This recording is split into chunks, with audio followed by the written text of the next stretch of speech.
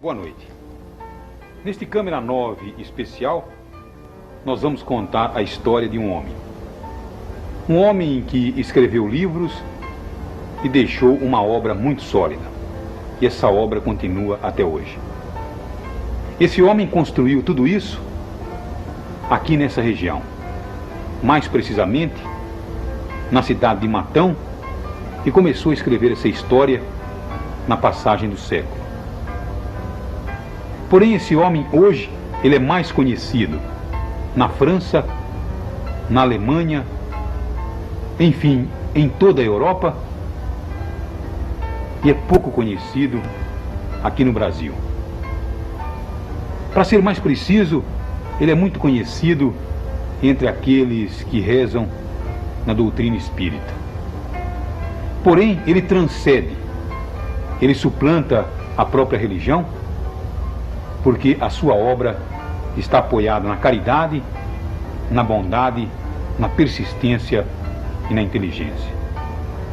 É a história de alguém que escreveu, alguém que deixou muita coisa na sua região.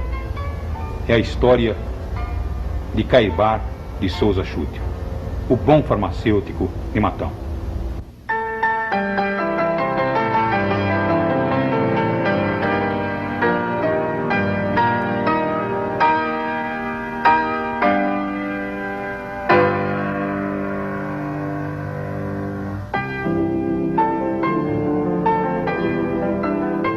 Era o dia 20 de março de 1938.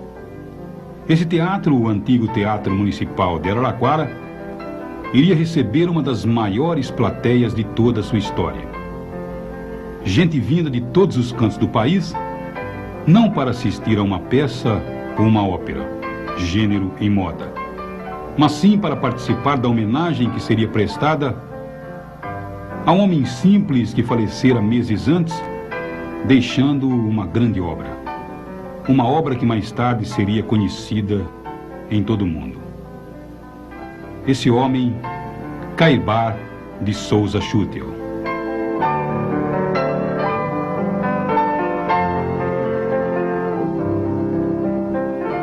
A história de Cairbar é um exemplo de bondade e principalmente de amor ao próximo. Ele soube, com toda a humildade, praticar uma das maiores riquezas que o ser humano pode desfrutar: a caridade. As páginas mais importantes da história do seu Chútil foram escritas aqui em Matão. Matão, que naquela época era apenas uma vila bem diferente dessa pujança de hoje.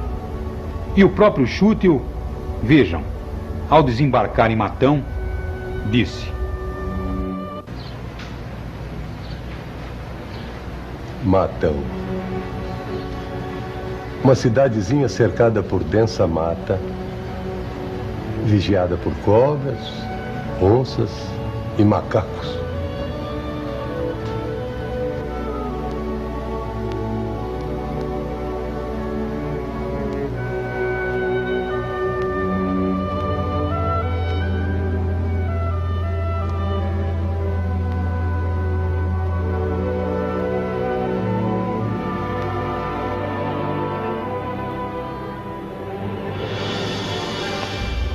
A história de Chútil, o bom farmacêutico da velha Matão, começou no século passado.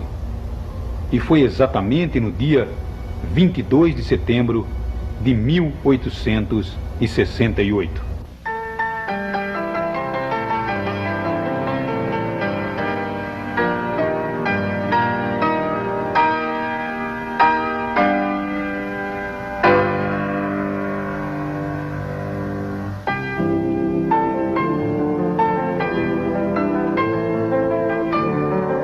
Foi neste 22 de setembro de 1868 que nasceu Cairbar de Souza Chútil. Filho de Dona Rita e Antero de Souza. E o Rio de Janeiro dessa época era assim, cheio de vida, cheio de movimento. A boemia explodia e os cassinos e boates estavam sempre repletas. Era a capital das luzes, a cidade com que todos sonhavam. O pai de Caibar, seu Antero, era um homem bom, mas ele acabou se tornando assim um inveterado jogador, porque o Rio de Janeiro propiciava isso na época, e ele praticamente perdeu tudo que tinha. Não só ele, como a grande maioria das pessoas mais abastadas do antigo Rio de Janeiro, que era envolvido por esse clima que a cidade oferecia na época.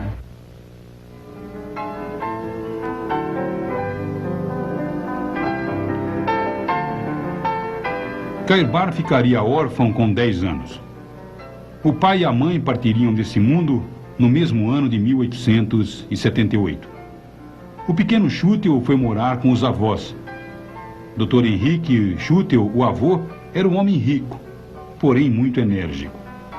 Insatisfeito com o colégio, onde foi matriculado e com a rigidez do avô, o menino Caibar se emprega em uma farmácia. É verdade. O mundo perdia um estudante insatisfeito. Descontente estava com o Colégio Dom Pedro II, muito embora era um dos melhores daquela época. Mas Caibar se empregava como aprendiz de farmácia e estava muito entusiasmado. E isso o mundo ganhou. Sabe, era como se o destino estivesse preparando Caibar para a sua obra. Porque foi através das ciências humanas, ligado à farmácia, que Caibar pôde melhor se preparar para a sua grande obra.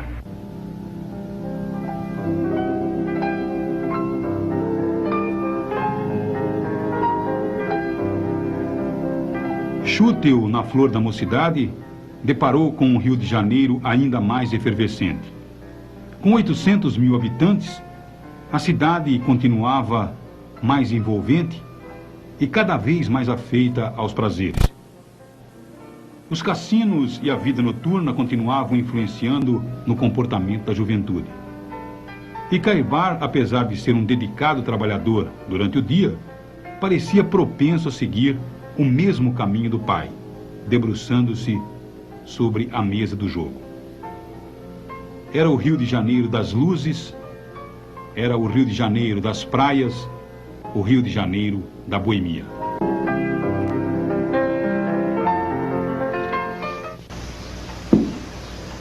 Eu me lembro bem daquela época. Eu era um garotão à procura de emoção, de aventura. Trabalhava o dia todo e à noite não dormia. Ora, com isso meu organismo foi ficando debilitado.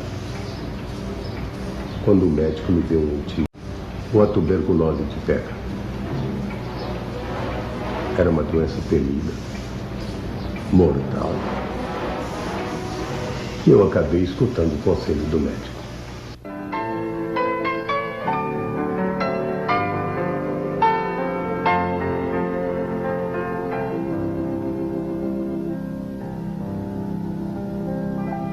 Estávamos nos primeiros anos da década de 1890. Schutel, com medo de contrair a tuberculose, escolheu uma cidade bem distante do Rio de Janeiro. Olhou o mapa do estado de São Paulo e divisou o fim da linha, que naquele tempo era Araraquara, por sinal, a terceira mais importante cidade do estado. Caibar iria aportar em Araraquara, mas depois escolheria uma pequena cidadezinha ou até mesmo uma vila para fixar a residência. Iria escolher o vilarejo de Matão. Caibar Schutel, ele antes de se fixar aqui em Matão, ele trabalhou e morou em Piracicaba, Araraquara e Itápolis. Foi justamente nessa época que ele conheceu a dona Maria Elvira da Silva, a dona Mariquinhas, com quem se casou mais tarde. E precisamente esse casamento com a dona Mariquinhas evidenciou o caráter humanista de Caibar Schutel. E nós vamos poder verificar isso no decorrer do nosso trabalho. Dona Mariquinhas fora iludida e abandonada pelo namorado. Um fato corriqueiro hoje. mas que naquela época, em uma cidade pequena como Itápolis, era um acontecimento vergonhoso para a família.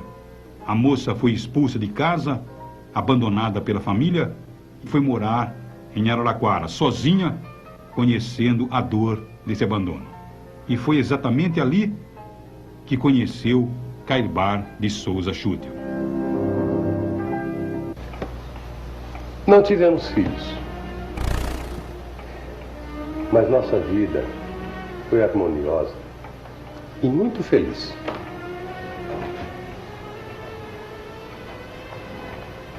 Nos primeiros tempos, vivemos maritalmente. E só mais tarde, isso em 1905, no dia 31 de agosto, quando eu já havia me convertido ao espiritismo,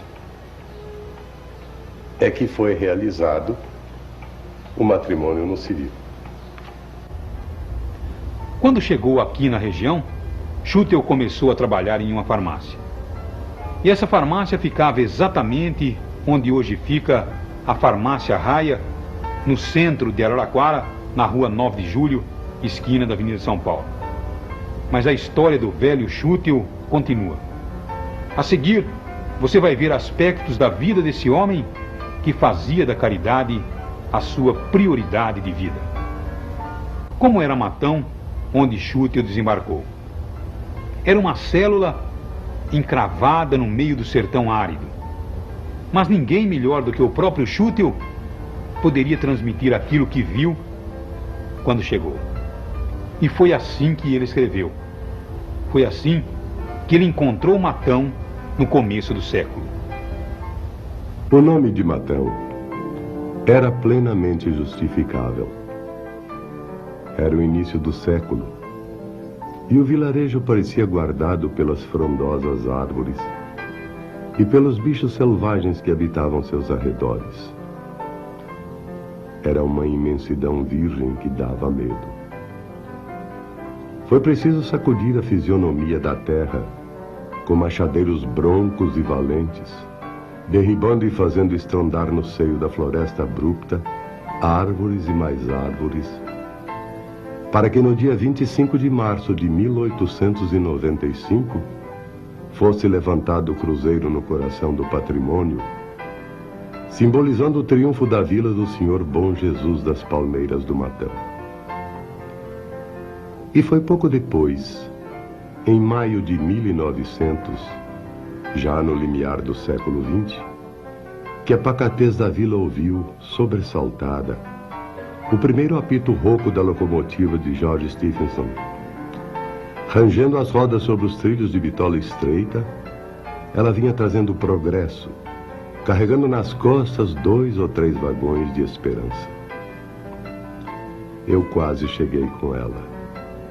E tudo isso aqui era habitado por uma gente boa e simples, que tinha sobre si a mão de Deus e nem uma farmácia para amenizar a sua dor.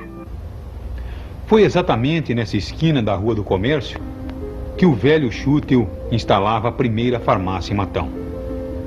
Essa farmácia está aqui até hoje, preservada pelo seu atual proprietário. Por sinal, nessa farmácia, todos os anos, centenas de pessoas de vários pontos do Brasil e até de outros pontos do exterior chegavam aqui para ver onde Schuttel trabalhava. E tudo está como era antes. Que ano que o senhor adquiriu a farmácia Schuttel? Em dezembro de 1958. E por que o senhor veio mantendo essa preservação espontânea de tudo que pertencia ao seu Cairbar?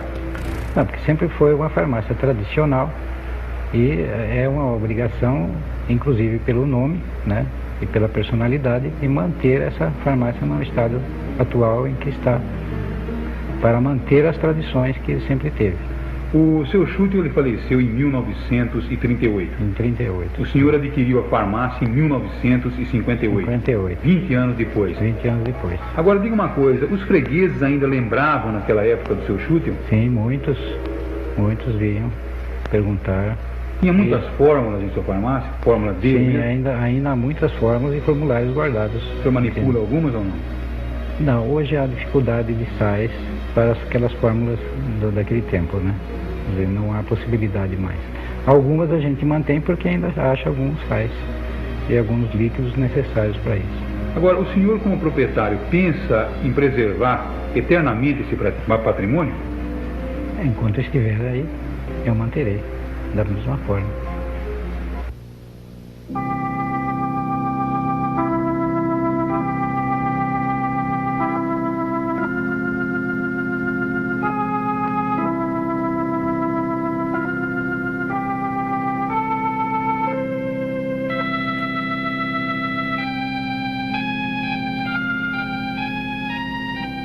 Foi nessa modesta farmácia de Schuttel onde começou todo o trabalho baseado na caridade. No meio do sertão, o médico era raridade. Por isso, o farmacêutico não só fazia as vezes do médico, como também era o conselheiro da família em muitos assuntos importantes. Schuttel atendia a todos com a mesma atenção e visitava doentes nas fazendas, nas colônias e vilarejos. Estava sempre disposto a uma palavra de carinho, uma palavra amiga ou uma palavra de incentivo. Schuttel adorava as crianças e para elas reservava sempre um afago carinhoso e um sorriso. Mas em nenhum momento Schuttel se afastava da sua postura carismática e do seu terno de linho branco. A conversão de seu Schuttel ao espiritismo aconteceu nesse período em que ele iniciava com a farmácia. Seu Schuttel começou a sonhar frequentemente com os pais que já não estavam mais nesse mundo, quando foi assolado por muitas perguntas chaves. Afinal, dizia ele, meus pais que tiveram pouca oportunidade de convivência com os filhos, será que isso é justo? É normal? Para chegar à conclusão da imortalidade da alma, foram muitos meses de estudo, muitos meses de pesquisa e experiência. E não parou mais. Por todo o resto da sua passagem pela Terra, Schuttel se dedicou aos estudos, às experiências. E o mais importante, em nenhum momento se afastou da sua principal característica, a caridade e a fraternidade. E essas virtudes, ainda hoje, são testemunhadas por aqueles que tiveram a oportunidade de conviver ao lado do velho Schuttel. Eu conheci ele porque a minha mãe me levava lá para tomar injeção. Eu era muito anêmico, então ali estava cheio de criança e adulto. E ele nunca queria cobrar nada, porque ele tinha recurso, compreende?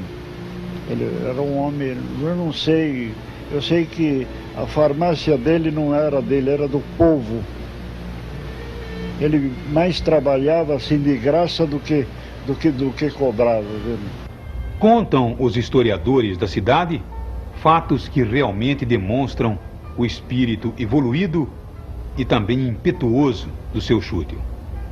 Uma das histórias que impressionam, entre tantas, é aquela que acabou por fazer Cairbar de Souza Schuttel ser conhecido como o pai dos pobres de Matão.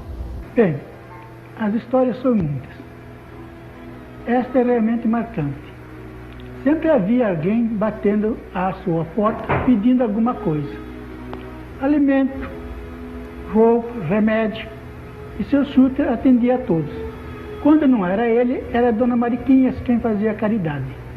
Para melhor atender a essas pessoas, seu Schuttel mandou construir no fundo de sua casa uma grande mesa, onde diariamente atendia 15 a 16 pessoas com alimentação.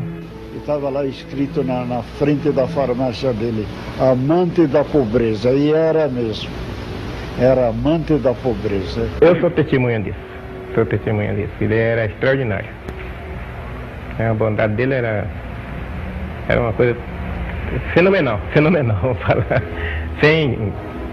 sem que elogiar, assim, que eu trabalhei com ele 3 anos só, mas antes já o conhecia, na minha parte da infância, e era extraordinário.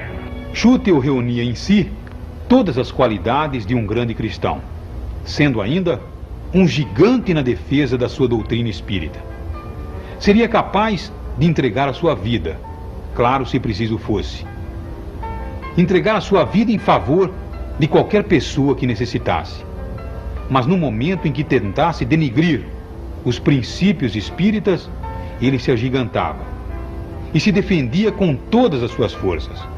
Mas não era com a força física, mas sim com a sua força intelectual.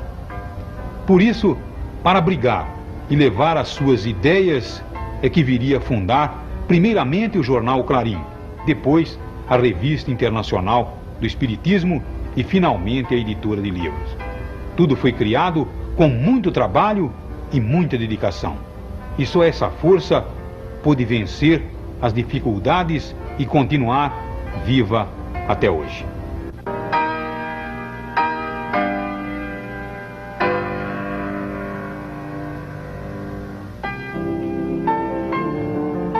Hoje a editora de O Clarim é uma das mais renomadas editoras espíritas de todo o Brasil.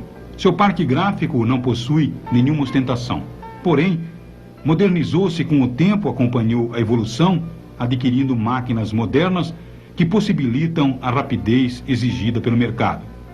Além de publicar o jornal O Clarim, com 6.000 exemplares quinzenais, edita também a RIE, a Revista Internacional do Espiritismo, também com 6.000 exemplares em circulação mensal. A editora O Clarim possui ainda direitos sobre 67 obras espíritas, incluindo, entre elas, todos os escritos deixados por Cairbar de Souza Schutel. Atualmente, a Revista Internacional do Espiritismo era distribuída em quantos países? 19 países. Ásia, África, Europa, América do Sul, América Central e América do Norte. A editora tem direitos sobre 67 títulos, seu Carlos. Anualmente, quantos livros são colocados no mercado? Em torno de 180 mil livros e mais 200 mil mensagens mensais. Agora, em quantos idiomas os livros de Cairbar já foram lançados? Em português e castelhano. Agora, a editora, hoje, ela sobrevive com seus próprios recursos? Sim, mas com colaboração também de espíritas amigos. Agora, quando o Schutel fundou a editora para lançar o jornal O Clarim, os tempos eram difíceis. Os inconvenientes, as dificuldades. Enfim, os trajetos tortuosos surgiam aos montes. Mas só alguém com muita força de vontade e visão, como Schutel, poderia impulsioná-la, passando por cima de todos os obstáculos. Foi aqui, nesta mesma casa, preservada até hoje, onde Cairbar residia, que foi instalada a redação e oficinas de O Clarim. O dia era 15 de agosto de 1905, e O Clarim circulava pela primeira vez com uma edição de 200 exemplares. Estava dada a largada para que o jornal se constituísse no símbolo da resistência do espiritismo no interior do estado de São Paulo. Enfrentou, é claro, as mais árduas lutas, porém manteve-se de pé, propagando as ideias de... São muitas as histórias que comprovam o jornal Clarim como um símbolo de resistência, principalmente naquela época, que tudo era muito mais difícil. Basta lembrar que o jornal Clarim era impresso na cidade de Taubaté, ao norte do estado de São Paulo. E ainda hoje é uma cidade muito distante de Matão. E o Schutel tinha que coordenar a tarefa de imprimir o jornal Clarim na cidade de Taubaté. Bem, além disso, existia também o desafio imposto pelo clero da época. Agora, nem por tudo isso, o jornal Clarim chegou a ser impresso com até 47 mil exemplares um fato notável, principalmente pelas dificuldades materiais da época. Mas o seu Cunha conta que um dia o seu Schuttel entrou na redação com lágrimas nos olhos e disse para nós, os companheiros dele da época: essa talvez será a última edição do nosso jornal. E Schuttel estava muito triste. Mas aquela era uma época muito difícil. Mas não teve dificuldade que nós não vencemos com prece, coragem, dedicação e boa vontade. E essa fórmula nós usamos até hoje. Finados de 1913. Nesse dia iria ocorrer um dos fatos marcantes na vida de O Clarim. Fato que daria ao jornal a marca do símbolo da resistência que representou em todos esses anos. Fato que comprova a agilidade e força do pequeno jornal que percorria o Brasil distante, cortando estradas esburacadas, levando os ideais de Souza Schuttel. Neste ano de 1913, O Clarim circularia em finados com uma edição batendo todos os recordes, 40 mil exemplares. Em Araraquara, São Carlos, Campinas, Santos, grandes cidades do interior na época, O Clarim circulou normalmente. Porém, em São Paulo, uma ameaça. O delegado Ruge Ramos não só proibiu Schuttel em distribuir o jornal nos cemitérios do Araçá e Consolação, como também recolheu alguns exemplares e o ameaçou de prisão. Na verdade, a tentativa de Ruge Ramos de proibir a circulação do Clarim nos cemitérios lá de São Paulo, isso veio dar um maior destaque, inclusive a imprensa, de um modo geral, notando tudo isso, ela se preocupou em noticiar o que estava acontecendo, principalmente porque perceberam que estava tirando assim a liberdade do espiritismo ser conhecido, divulgado no Brasil. E mesmo com essa proibição, Carbachute conseguiu distribuir os jornais no cemitério de Quarta Parada, lá em São Paulo, com o mesmo sucesso.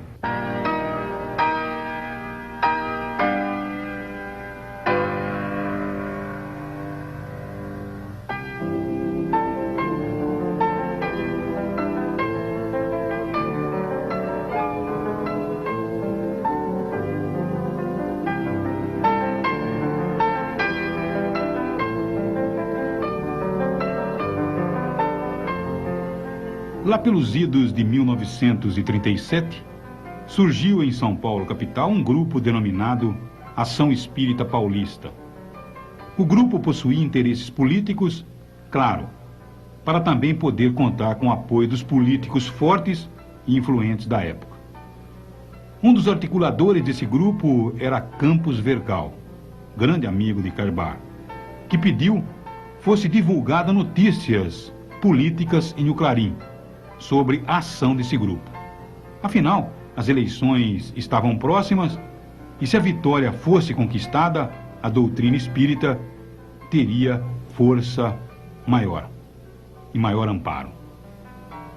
Neste ponto, diziam que Schuttel era realmente intransigente. E ele teria inclusive dito: não, o Clarim não será colocado nunca a serviço da política. Essa era a sua posição.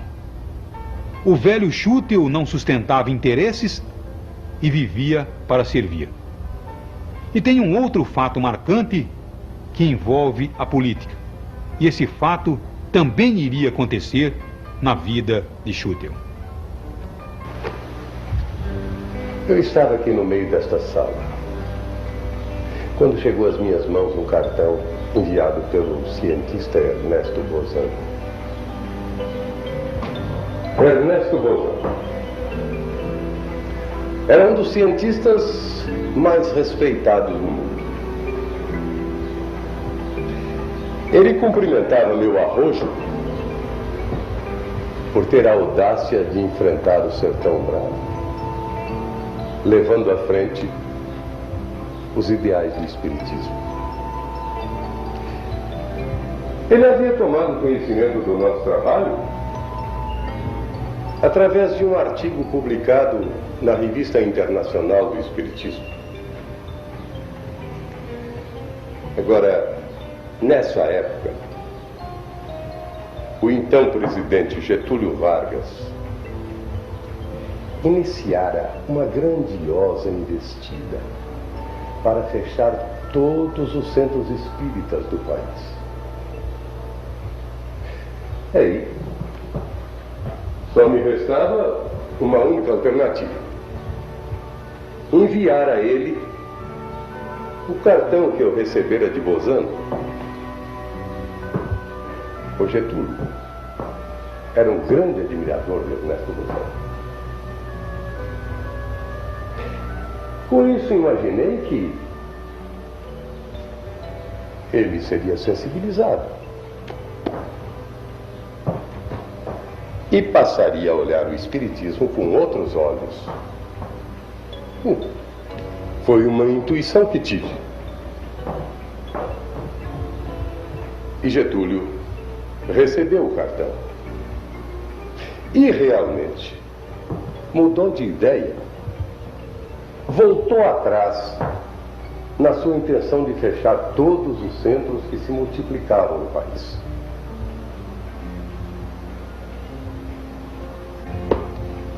E Getúlio teria dito, ao ler o cartão, se Ernesto Bozano, um homem respeitado no mundo inteiro, um estudioso, um sábio,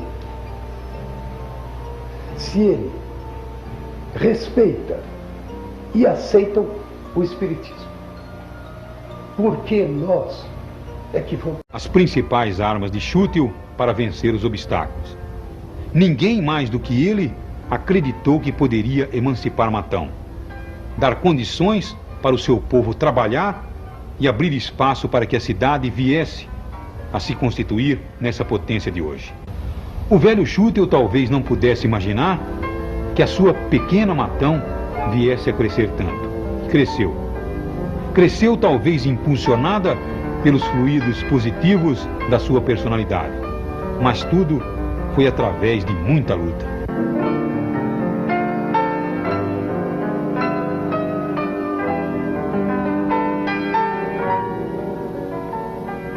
A cidadezinha que começava a despontar deixaria o nome de vila e começaria a sua vida independente. Isso no distante 27 de agosto de 1897. E Schüttel seria um dos mais bravos articuladores para a sua emancipação, tanto que seria ele indicado para assumir o importante cargo de intendente. Foi Schüttel, na verdade, o primeiro prefeito de Matão. Na verdade, Cairbar era assim. Teria participado de tudo ou quase tudo que se fazia para o benefício da cidade e da sua população. Foi um dos fundadores do Hospital de Caridade.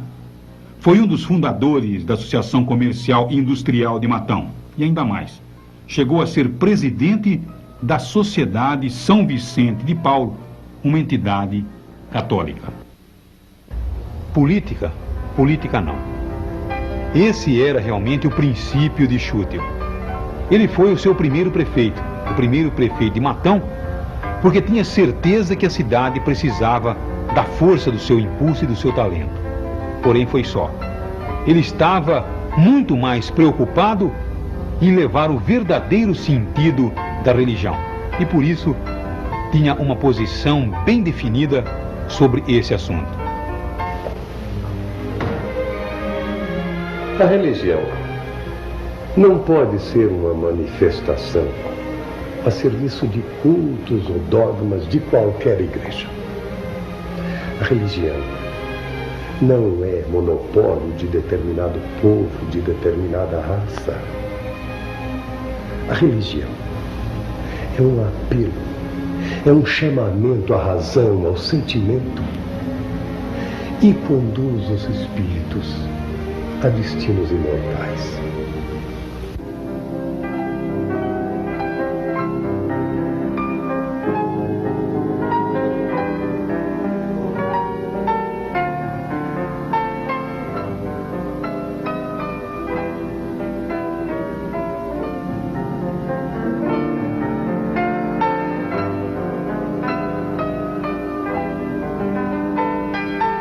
E olha só, quase 70 anos haviam passados e Schüttel mantinha-se fiel ao trabalho missionário. Da redação para as oficinas, das oficinas para o centro espírita. E as visitas continuavam. Apesar da carcaça do velho Schüttel já sentir os efeitos do tempo.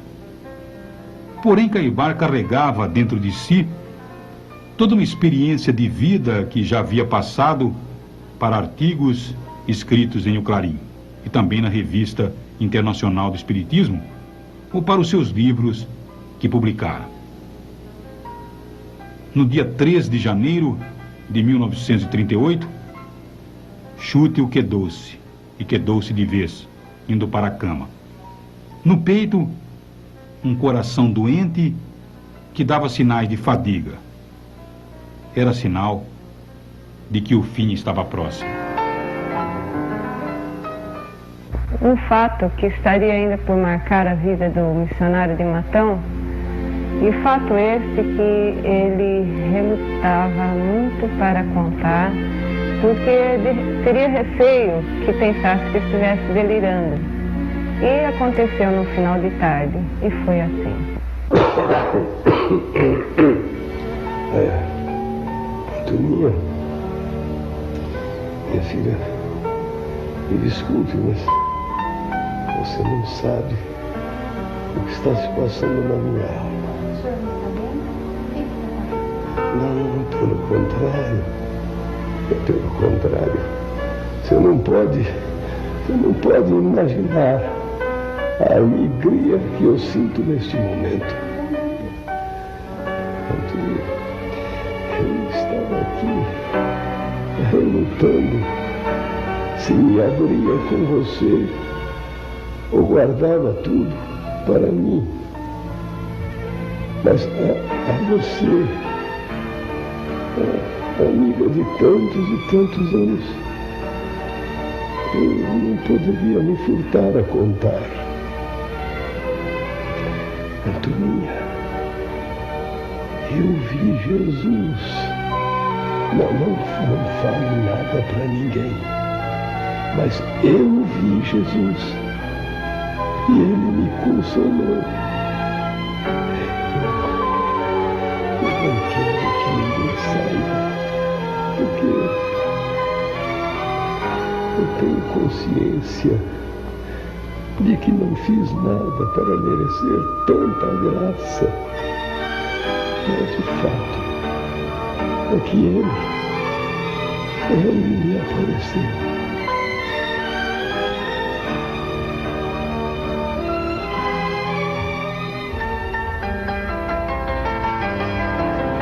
E mais de meio século se foi da passagem de Schüttel.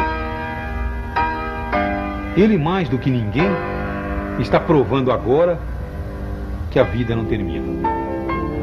Ela continua e germina, produzindo os frutos da semente que lançamos. E a semente de Schüttel foi essa, através dos livros, dos jornais e das revistas. Ele transmitiu assim todo o conhecimento que adquiriu. E o seu ideal continua vivo, muito vivo. Boa noite. E o busto do Schüttel que está aí no jardim, ali, eu passo de chapéu e eu tiro o chapéu para ele, porque ele merece.